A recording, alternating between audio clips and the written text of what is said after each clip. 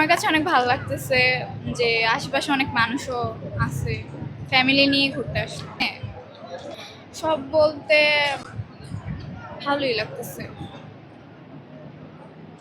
না, আমার ফ্যামিলি থেকে হচ্ছে যে আমি, আমার আব্বু, আমার ছোট বোন আর আমার আম্মু। কোন জায়গা থেকে এসেছেন? আমরা কুমিল্লা থেকে আসছি। কিরকম?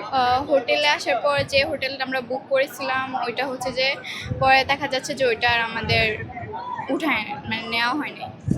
এটা নিয়ে প্রায় সারা রাত আমরা একটা জায়গায় থাকতে হচ্ছে, অনেক বাজে একটা।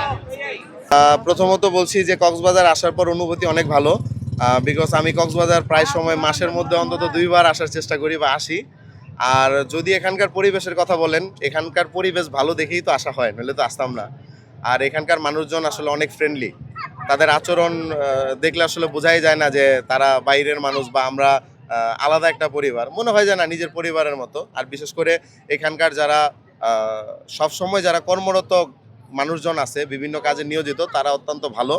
অনেকে আসলে নেগেটিভভাবে বলে যে অনেকের সাথে বাজে সিচুয়েশনের সম্মুখীন হয়, বাট আমি ওইরকমভাবে দেখি নাই কখনো। সবকিছু মিলিয়ে অনুভূতি ভালো। ভাই গরমের কথা যদি বলি ভাই, আমি তো বললে আপনি করতে পারবেন না। আমাদের একটা এসি দরকার ভাই, এমন একটা এসি দরকার যে এসি দিয়ে পুরো কক্সবাজার ঠান্ডা হয়ে যাবে।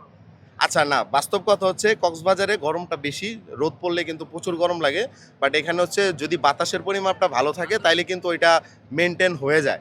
কিন্তু বাতাসটা যেমন এখন কিন্তু বাতাসটা একটু কম, যেটার কারণে কিন্তু একটু গরম বেশি লাগতেছে।